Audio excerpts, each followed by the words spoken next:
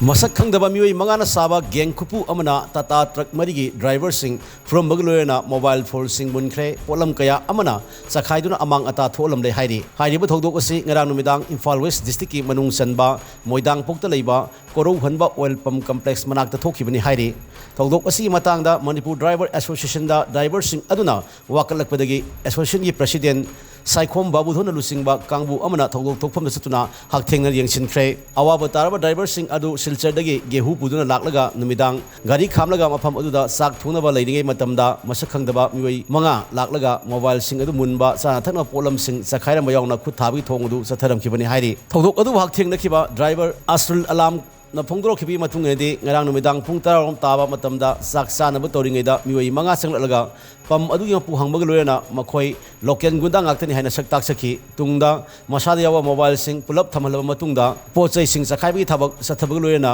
फुजबी थबक सथरमखिबनि हाइरी तुंगदा ड्राइवर सिंह अदुगी मोबाइल फोन सिंह अदु मुंदुना सख्रबा मतुंग कैथेन मामिना लेबा एमडी गी ऑफिस ता चतुना पाउ पीबदगी एसोसिएशन की मियोई कांगबु अमा लाक्तुना मतेंग पांगबीरबनी मदुगी दमकतसु एमडी गी थोमी सिंहबु थागत पफोंगदोई हाइकी। कल हम जब 9:30-10 बजे कई मम्मी पाम में पहुंचा है, खाना बना रहा था 4 गाड़ी एक साथ, तो कुछ 4-5 आदमी आया है। 5 आदमी आने का बाद पहले बोला है पंप का मालिक कहाँ है, पंप का मालिक कहाँ है। उसका बाद में स्टोव और जो खाना वाना जितना भी था सब बिगाड़ दिया, मतलब सब तोड़ दिया। लेकिन कैचर का अंदर में तो बहुत हम लोग ढूंढा है लेकिन नहीं मिला। उसके चक्कर में 11-11:30 बज गया। बाद में क्या करेगा, 5 आदमी जो था अलग अलग से किया है, एक साथ एक गाड़ी में नहीं किया है, अलग अलग। इसका गाड़ी में 2, हमारा गाड़ी में 2, ऐसे ऐसे ही सब गिरा थे। फिर हम लोग गया है एमडी में, तो एमडी ने जो हमको हेल्प किया है वो बहुत बढ़िया थी हेल्प किया है, क्योंकि हम लोगों का इम्पाल कोई नहीं है। वो ऊपर में एक यूनियन है, वो भी बेकार यूनियन है,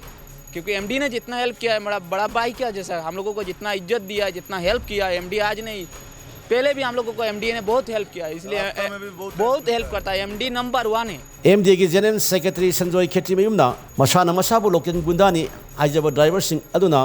फुबु चैबा यावना मसादा यावबा मोबाइल फोन सिंह मुनखिबा असि हदक थोकलिबा असिना अहान मनते ngarang थोखिबा थौदोक अदुगी मतंगदा एमडी ना मरी लेनबा पुलिस स्टेशन दा कंप्लेंट अमा तौदुना चेनल मियोय सिंह फागनबा वाकटलगनी लंबी गे नाक यत लेबा मियोय सिंह असु ममांग थक्तगी हौना ड्राइवर सिंह मतेंग पांगबगुम मखा ताना मतेंग पांगबियु अमसुंग असिगुम थौदोक सिंह असि थोक्तनबा होनबियु हाइनसु मांगना appeal तौखी। ngara nungdang national highway 37 gi kethema bi gi outpost maya da leiba petrol pump amagi manungda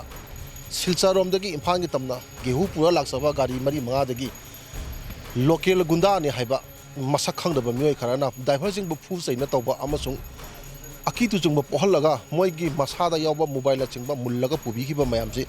afa masida ngasi sina ahoba nate hana su halja thangka kyarak tawgre adubu kana gumba mioi amtana haktheng nana अखोइदा complain तौबिरक लेतबना मरम मरगा ngasi भक्ता अखोइ मसी कमाई तौगदगे हारा खल्लगा दम लाक्सबनी अदुबु ngaraंगी नुंदांगी थौदोक असिना हाइबा ड्राइवर सिंगिना एमडीए दा haktheng नला चंगागा अखोइदा कंप्लेन अमा तौरकपदगी अखोइना मरी लेनेबा पुलिस स्टेशन दा एफआईआर ने खंगदे अदगी अखोइगी एमडीए की मागेदगी कंप्लेन अमा लाबनिना अदुगी अखोइगी मरी पुलिस स्टेशन अखोइना नॉर्मल कंप्लेन तौजरानी हाइना अखोइ लेपसरे अमसुंग मफम असिदा लेबिदि बिसनाव जिंगना ड्राइवर सिंगी अवाबदा मतेंग पांगबियु ड्राइवर सिंगी थोइदबा थोदो थोरप मतमदसु महौसादगी पांगसु लाकपिदि हेना आइना मयामगी दमक मफम दाइन थागतचरी अमसु सुगुंबा निशा चासनबा लमेन तुयनबा अंगांग जिंगना थोइदबा थोदोक समाइना अकितु जुंबा पोहन बजे पोहन बिगनु मरी लेनेबा जिंगनासु मसी यंगसनबियु अमसुंग मफम सिदा लेबिदि बिसनाव जिंगनासु ड्राइवर एसोसिएशन ना तौजरकपा सुगुंबा मयामगिदमक्ता अफबा थबा इंखां पुनमक्ता मयामदा सहयोग पिनबिनी